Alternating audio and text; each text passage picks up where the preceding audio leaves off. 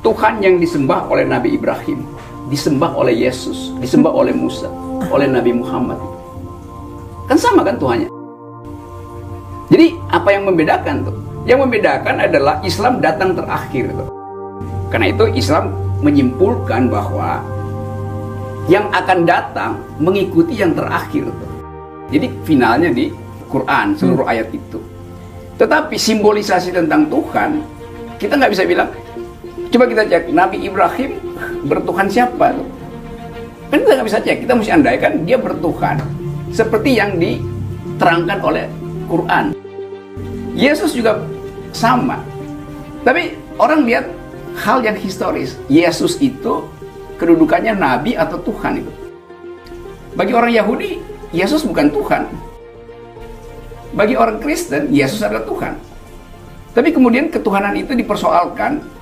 Mengapa ada konsep Trinitas? Silahkan lihat bagaimana perdebatan teologi di awal abad ke-100 yang menyebabkan ada formulasi tentang Trinity itu.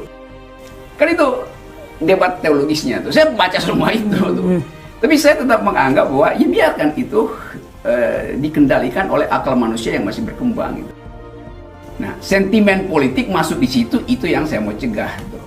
Kalau saya rumuskan secara filosofi begini. Agama menganggap hanya ada satu ada. Ada yang lain harus dinyatakan tiada. Jadi monoteisme bilang begitu, hanya ada satu ada. Oke, nggak apa-apa, nggak ada soal itu.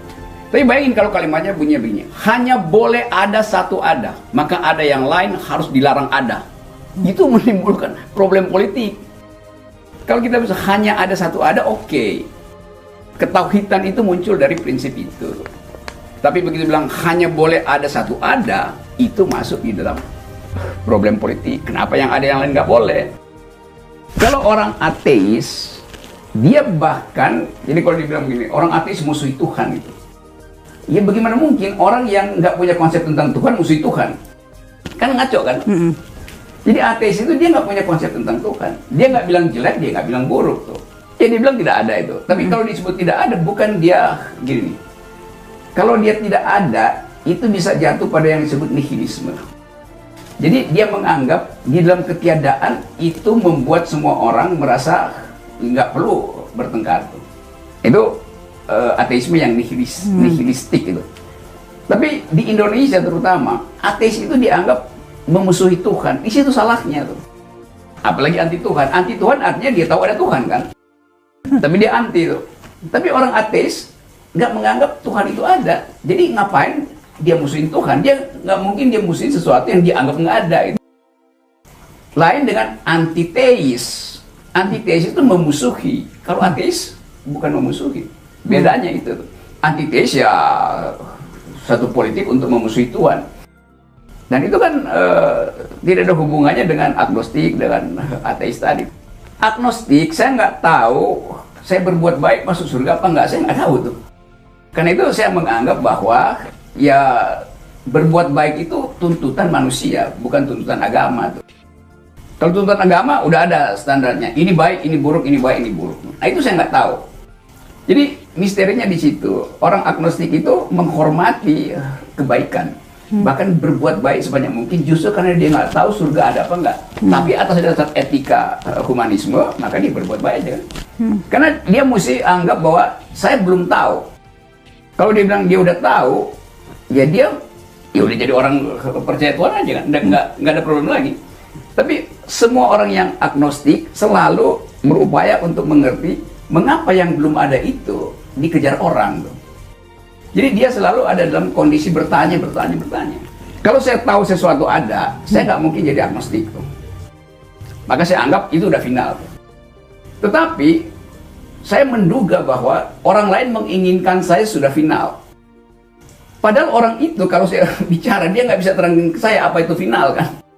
Karena itu supaya aman saya bilang saya tidak final atau belum final gitu. Misalnya begini, ini konsep saya coba bikin lebih teknis ya. Orang debat tentang apakah pluralisme agama itu boleh apa enggak. Kalangan Muslim menganggap bahwa ada yang bilang ya boleh.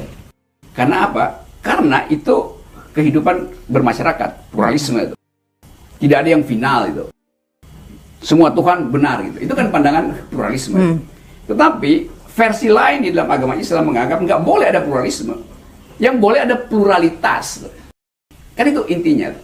Jadi nggak bisa misalnya agama lain benar, Islam juga benar, lalu nggak ada semacam eksklusivisme. Padahal agama tumbuh dengan eksklusivitas. Gitu. Maka yang lain itu, eksklusivitas artinya yang lain itu mesti dianggap salah. Gitu. Supaya imannya bersih. Nah saya hormati itu. Nah yang ngaco adalah kalau begitu orang masuk di dalam perdebatan politik, doktrin itu juga dibawa, nggak bisa. Di dalam masyarakat demokratis berlakulah prinsip pluralisme itu. Pluralitas itu fakta sejarah bahwa ada pluralitas. Tapi menyebut pluralisme artinya jangan klaim kebenaran. Nah bagi orang yang beragama kebenaran mesti diklaim tunggal. Hanya boleh ada satu ada.